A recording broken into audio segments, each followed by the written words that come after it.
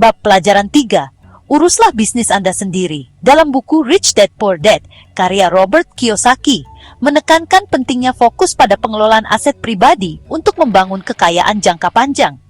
Di sini, Kiyosaki menjelaskan bahwa salah satu perbedaan utama antara orang kaya dan kelas menengah atau miskin adalah fokus mereka. Orang kaya menghabiskan waktu dan energi untuk membangun serta mengelola bisnis mereka sendiri, sementara kebanyakan orang bekerja untuk bisnis orang lain. Fokus pada aset, bukan pekerjaan.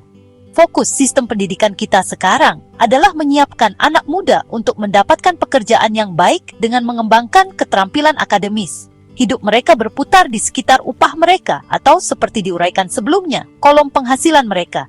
Banyak yang menempuh pendidikan lebih lanjut untuk menjadi insinyur, ilmuwan, koki, polisi, seniman, penulis, dan seterusnya. Keterampilan profesional itu memungkinkan mereka memasuki pasar tenaga kerja dan bekerja untuk uang. Yang jadi masalah dengan sekolah adalah kita seringkali menjadi apa yang kita pelajari. Jadi kalau kita belajar memasak misalnya, kita menjadi koki. Jika kita belajar hukum, kita menjadi pengacara. Dan jika kita belajar mesin mobil, kita menjadi montir. Kesalahan dalam menjadi apa yang kita pelajari adalah terlalu banyak orang yang lupa memikirkan bisnis kita sendiri. Kita menghabiskan hidup untuk mengurusi bisnis orang lain dan membuat orang itu kaya. Bekerja untuk orang lain bukan berarti kita sudah punya bisnis. Ada perbedaan besar antara profesi dan bisnis kita. Seseorang yang bekerja di bank biasanya akan disebut bankir, tetapi dia tidak boleh disebut memiliki bisnis bank. Profesinya lah sebagai bankir. Agar memiliki jaminan secara keuangan, kita perlu mengurus bisnis kita sendiri. Bisnis kita berkisar di kolom aset kita, bukan di kolom penghasilan kita. Seperti dinyatakan sebelumnya, aturan nomor 1 adalah mengetahui perbedaan antara aset dan liabilitas, serta membeli aset. Orang kaya berfokus pada kolom aset, sedangkan orang lain berfokus pada laporan penghasilan. Ketika kita meminta kenaikan gaji, berharap dipromosikan, mendapatkan pekerjaan yang lebih baik, bekerja lembur, dan mencari pekerjaan sambilan, kita masih belum memikirkan bisnis kita sendiri. Semua itu masih berfokus pada kolom penghasilan. Kita hanya akan terbantu menjadi lebih terjamin secara keuangan jika uang tambahan itu kita gunakan untuk membeli aset yang mendatangkan penghasilan. Alasan utama mayoritas orang miskin dan kelas menengah bersikap konservatif dalam hal keuangan, yaitu ketakutan untuk mengambil risiko, adalah bahwa mereka tidak mempunyai fondasi keuangan. Mereka harus menggantungkan diri pada pekerjaan mereka dan bermain aman. Padahal ketika perusahaan melakukan perampingan, pemutusan kerja menjadi hal yang banyak dilakukan.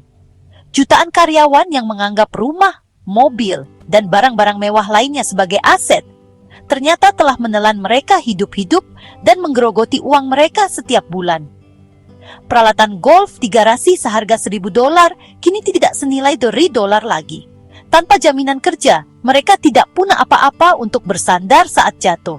Apa yang mereka sangka aset ternyata tidak bisa membantu mereka bertahan hidup dalam masa krisis keuangan. Mulailah mengurus bisnis kita sendiri.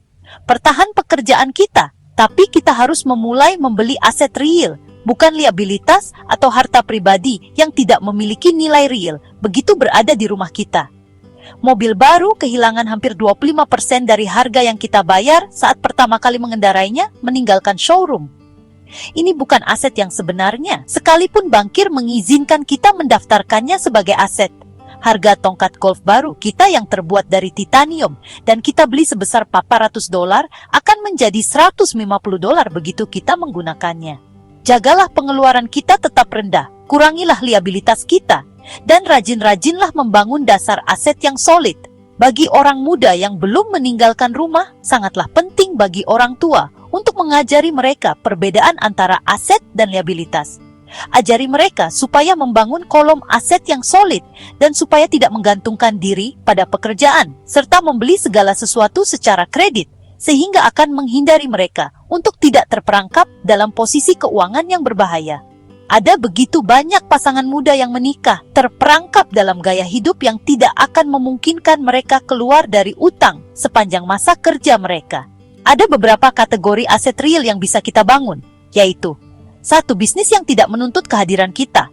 Kita memilikinya, tapi bisnis itu dikelola atau dijalankan oleh orang lain.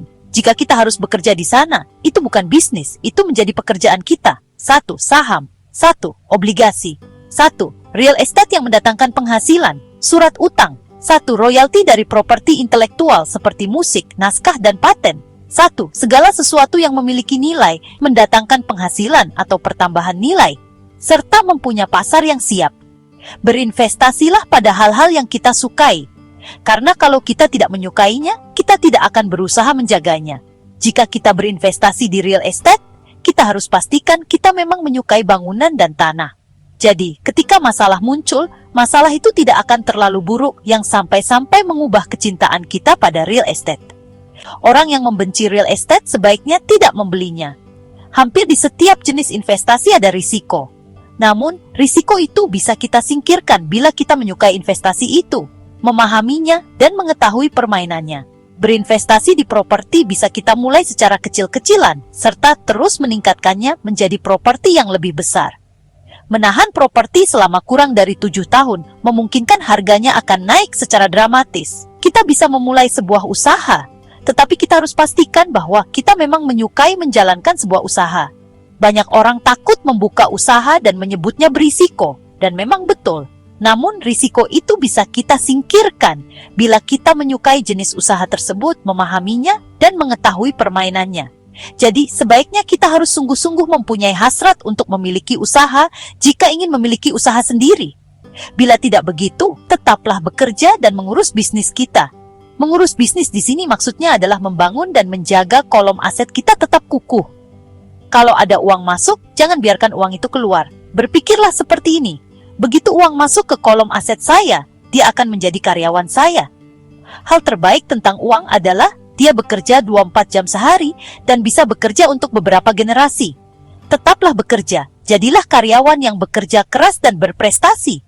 Tapi teruslah bangun kolom aset. Ketika arus kas kita tumbuh, kita bisa membeli sejumlah barang mewah. Perbedaan pentingnya adalah orang kaya membeli barang mewah belakangan. Sedangkan orang miskin dan kelas menengah cenderung mendahulukan membeli barang mewah. Orang miskin dan kelas menengah seringkali membeli barang mewah seperti rumah besar, berlian, pakaian dari bulu binatang, perhiasan, atau mobil mewah karena ingin terlihat kaya. Mereka terlihat kaya, tapi kenyataannya hanya semakin terperosok dalam utang dengan kredit. Orang kaya lama, orang kaya jangka panjang, membangun kolom aset terlebih dahulu. Setelah itu, penghasilan dari kolom aset dipakai untuk membeli barang mewah. Orang miskin dan kelas menengah membeli barang mewah dengan keringat dan darah mereka. Kemewahan sejati adalah ganjaran karena berinvestasi dalam dan mengembangkan aset real. Tetapi kebanyakan orang secara impulsif membeli mobil baru atau barang mewah lainnya secara kredit. Membeli barang mewah secara kredit seringkali menyebabkan seseorang pada akhirnya membenci barang mewah itu karena utang yang ditimbulkannya menjadi beban keuangan. Menurut Kiyosaki, kebanyakan orang terjebak dalam siklus bekerja keras untuk gaji dan kemudian membelanjakannya pada kewajiban atau liabilitas. Orang-orang ini seringkali merasa aman karena memiliki pekerjaan tetap, tetapi mereka lupa bahwa ketergantungan pada gaji bulanan membuat mereka rentan. Sebaliknya, orang kaya fokus pada membangun aset yang dapat menghasilkan pendapatan pasif.